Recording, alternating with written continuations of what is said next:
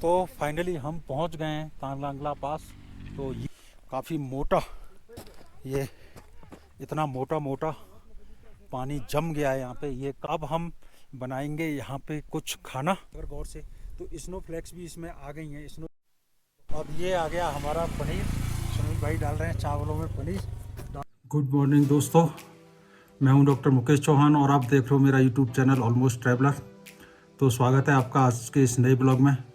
और आज मैं हूं मनाली से लेह वाले रास्ते में, एक जगह आती है डरबिन। तो हम यहाँ डबरिंग में रुके और मेरी तबीयत ख़राब थी तो मैं कैंप में सोने की कंडीशन में नहीं था। कैंप में थोड़ी हवा भी लगती है और सुबह से मैंने कुछ खाया नहीं था। मैंने यहाँ पास में एक रूम ले लिया और रूम में दिखाता हूँ आपको। और ये दिखाता हूँ मैं आपको सबसे पहले हमारी कैंपर वैन कहाँ खड़ी हुई है। और कैंपर वैन हमारी ये खड़ी हुई है और ये मेरा रूम है। इसी रूम में मैं रात को रुका था और ये इस विंडो के बाहर से मैंने आपको दिखाई थी कैंपर वैन। ये है हमारा अटैच टॉयलेट। लेकिन इस टॉयलेट की एक विशेषता है, इस टॉयलेट का यूज़ आप दिन में 9 बजे के बाद ही कर सकते हो। सुबह अगर आपका प्रेशर बन गया तो फिर गड़बड़ हो जाएगी। 9 बजे के बाद ही इसका यूज़ हो पाएगा। उसका रीज़न क्या है, यहाँ पे माइनस में टेम्परेचर रहता है और इसकी जो पाइप लाइन है वो जम जाती है। तो जब धूप निकलती है 9 बज जाते हैं, जब वो पाइप लाइन बर्फ़ पिघलती है और टॉयलेट में पानी आना शुरू होता है। तो ये जो मेरे पीछे से रास्ता आ रहा है, ये आ रहा है मनाली से और यहाँ से मनाली है करीब 350 किलोमीटर। और ये रास्ता जा रहा है लेह के लिए। लेह भी यहाँ से रह जाती है करीब 120-130 किलोमीटर। और ये यहाँ से इन दोनों रास्तों के बीच में से एक रास्ता जाता है, ये तो सोकार के लिए है। ये यहाँ पे एक लेक है। तो यहाँ का माहौल कुछ ऐसा है, यहाँ पे छोटे छोटे बने हुए हैं रेस्टोरेंट, इन्हीं में रुकने की भी व्यवस्था हो जाती है। और ये जा रहा है सोकर के लिए रास्ता। और वहाँ पे आप देख रहे हो दूर एक ट्रक खड़ा हुआ है। यहाँ पानी मिलता है, यहाँ से पानी लेके ये सारे लोग अपने रेस्टोरेंट्स में फिलअप करते हैं। इसमें भीड़ के छोटे छोटे बच्चे भी हैं।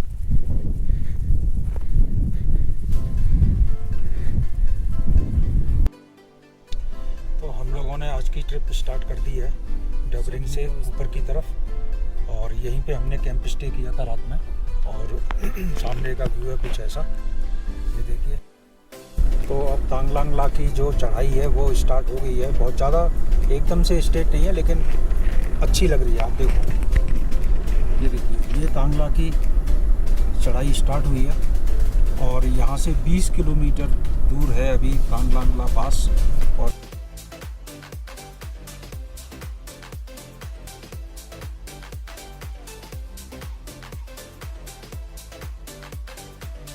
तो अब हम धीरे धीरे तांगलांगला पास की तरफ चलते चले जा रहे हैं। और अब यहाँ से रह गया है केवल 7 किलोमीटर।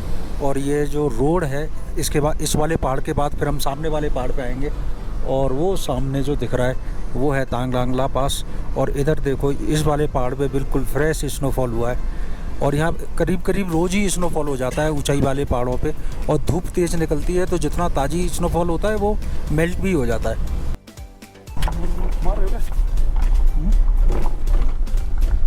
तो ये चल रहा है अपना अभी एनर्जी बूस्टिंग।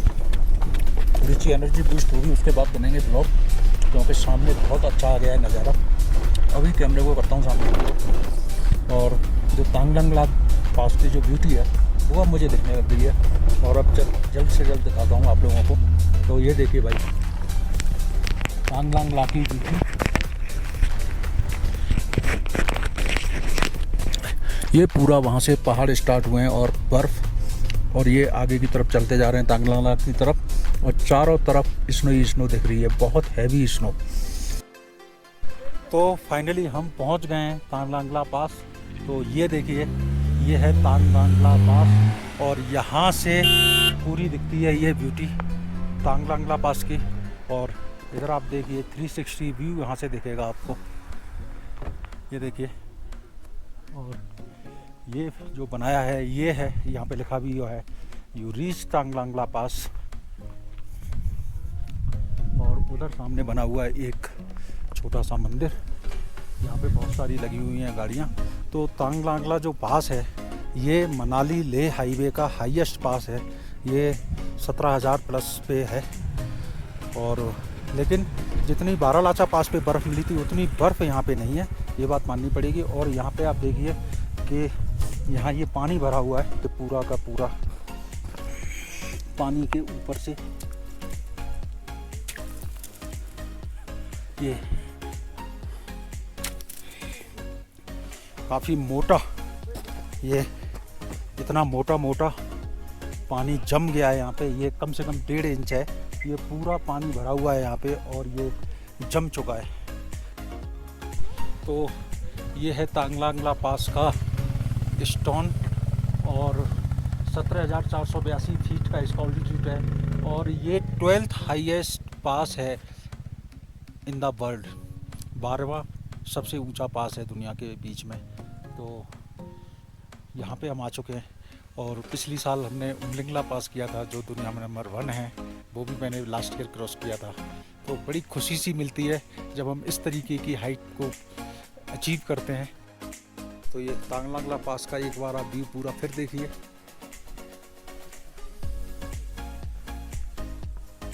अक्सर करके इस रोड पे जब आप आओगे तो जब आप चलोगे तो आपको रोड अच्छा मिलेगा और जब आप पास को क्रॉस करके नीचे की तरफ चलोगे तो रोड आपको अच्छा नहीं मिलेगा। वो बने हुए हैं बिल्कुल पानी टपक टपक के, ये देखो, हैवी हो गए ना। ये देखो, यहाँ से आप देखोगे तो ये पूरी उसकी और हाइट देखो बर्फ की लगभग। और ये देखो ऊपर बोर्ड लगा हुआ है, यहाँ से बोर्ड चमक रहा है पास का, तांगलांगला पास का। और ये जो नीचे रोड आया है उसके ऊपर फिर देखो आप कितनी मोटी बर्फ़ की लेयर जमी हुई है, बहुत बर्फ़ पड़ती है यहाँ पे और ये पूरे ग्लेशियर बन जाते हैं। आप ये जो देख रहे हो ना, रोड के ऊपर पूरे ग्लेशियर बन जाते हैं। इस बर्फ़ को काट काट के फिर रोड को चालू किया जाता है।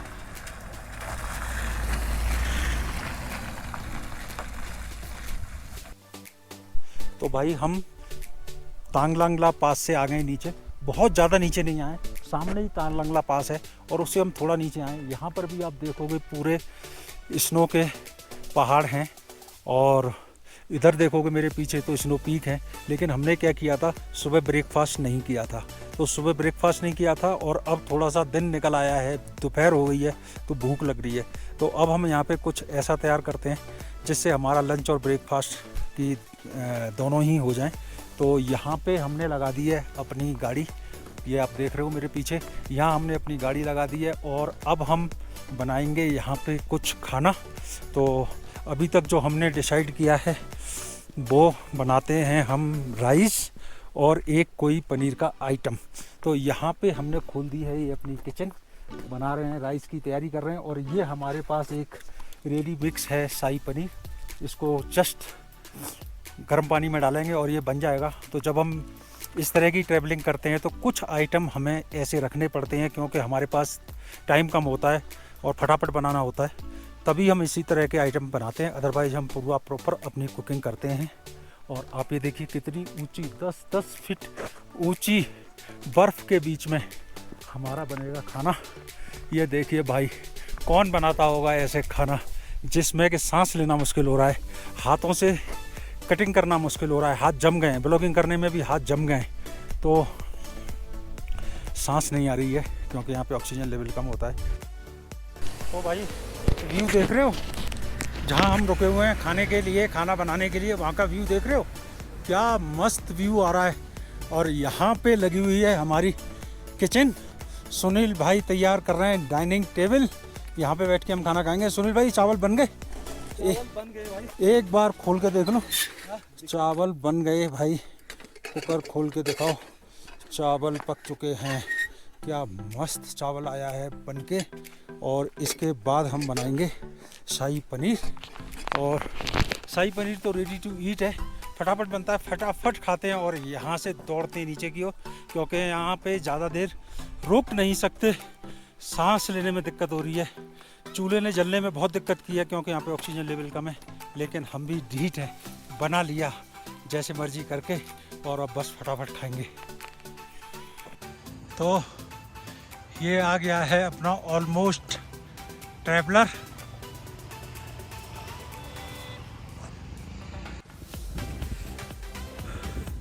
तो यहाँ पे हमने लिखा अपने चैनल का नाम ऑलमोस्ट ट्रैवलर, और यहाँ पे देखोगे आप दोबारा से बहुत ख़राब मौसम होता जा रहा है, कभी भी स्नोफॉल हैवी हो सकती है।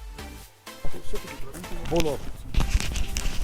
तो हमारे चावल पहले से ये तैयार हो गए थे, अब हमने इसमें डाल दिया है ये पनीर का पैकेट, ये इसमें बॉयल वाटर में डाल दिया है, बॉइलिंग वाटर में। और क्योंकि ठंडे यहाँ पे ज़्यादा है तो बॉइलिंग वाटर से काम नहीं चल रहा है, नीचे से भी हमने इसको गर्म किया हुआ है। और स्नो फ्लैक्स आप देखोगे अगर गौर से तो स्नो फ्लैक्स भी इसमें आ गई हैं, स्नो फ्लैक्स भी चल रही हैं। तो यहाँ पे टेम्परेचर की ज़्यादा ज़रूरत होती है, तो नीचे से भी हॉट है और ऊपर से भी हमने गर्म पानी डाला हुआ है, तब जाके ये हमारा बनेगा।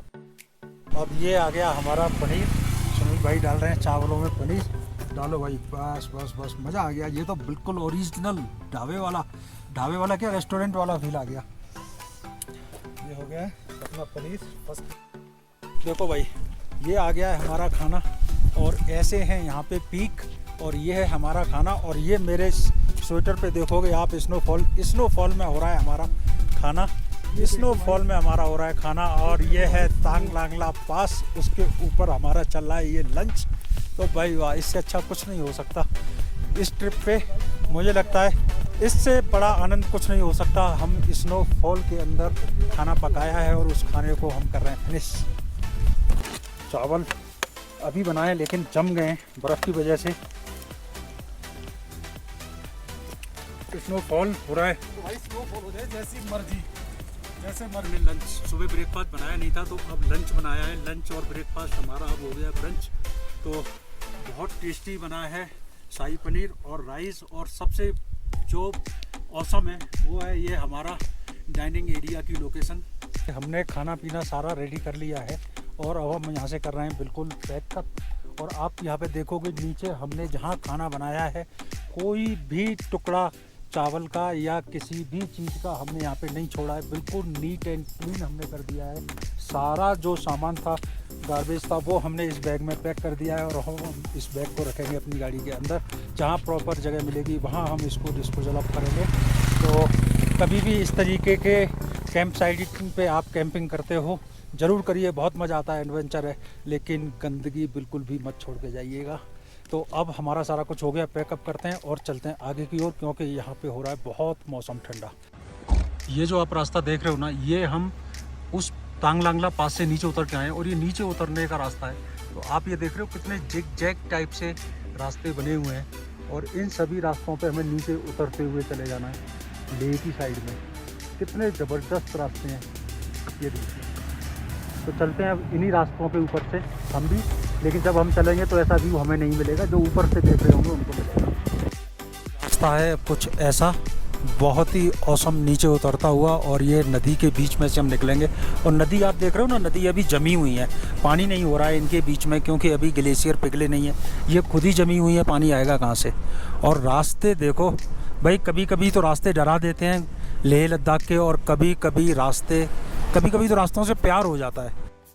यहाँ हमने चाय पी है, ये इस जगह का नाम है रुमसे, और रुमसे जो तांग लांगला पास है उसे क्रॉस करने के बाद पहला गांव पड़ता है लेह की साइड में। और यहाँ पे आप देखो तो ये मड हाउस बने हुए हैं, बड़े सुंदर लग रहे हैं।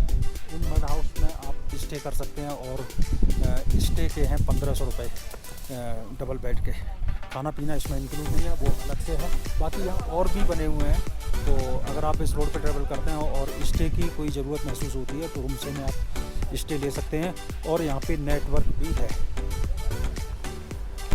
तो जब से हम मनाली से चले हैं, मनाली के बाद सिस्सू आया, सिस्सू में थोड़ी सी ग्रीनरी हमको दिखी, और सिस्सू के बाद दारचा के बाद तो बिल्कुल ही हरियाली हो गई ख़त्म। पूरा जो हिमाचल का भी पार्ट था उसमें, और लेह लद्दाख का भी पार्ट था, लेकिन ग्रीनरी बिल्कुल नहीं थी। अब जब हम रुमसे वाली जगह पे आ गए हैं, लेह से पहले है करीब 100 किलोमीटर रुमसे, और तांग लांगला पास को क्रॉस करते ही है रुमसे, और यहीं पे हमने चाय पी थी। ये यहाँ पे है मड स्टे, और मड स्टे के नीचे भी मड हाउसेस हैं ये, और उसके नीचे ही आप देखिए यहाँ से खेती स्टार्ट हो जाती है, ग्रीनरी स्टार्ट हो जाती है, लोग खेती कर रहे हैं। वहाँ पे कई सारी औरतें हैं, वो लगी हुई हैं खेती करने में, और यहाँ पे मोस्टली जो वर्क करती हैं वो लेडीज़ ही करती हैं। अभी जिस ढाबे पे हमने चाय पी, उस पर भी जो रन कर रही थी वो लेडी थी, और यहाँ पे जो काम कर रहे हैं वो भी लेडी है। तो दोस्तों इस ब्लॉग का करते हैं हम यहीं एंड। तो ब्लॉग को लाइक करिए, शेयर करिए सब, और चैनल को सब्सक्राइब करिए। कैसा लगा आपको ये पूरा ब्लॉग ज़रूर बताइए कमेंट्स करके। और जो भाई इस पूरे ब्लॉग में जो मस्त शॉट है वो है जो हमने तांगलांगला क्रॉस करने के बाद खाना बना के खाया है। अल्टीमेट था। अगर नहीं देखे हैं बाकी के ब्लॉग इस सीरीज़ के तो ज़रूर जाके देख लीजिएगा। जो हमारी लेह लद्दाख सीरीज़ है, अल्टीमेट सीरीज़ चल रही है, और ये पूरी सीरीज़ चल रही है हमारी ओवरलैंडर पे। तो मिलते हैं नए ब्लॉग में, तब तक के लिए take care, bye bye. Through the wastelands, through the highways, till my shadow turns to sun rays, and on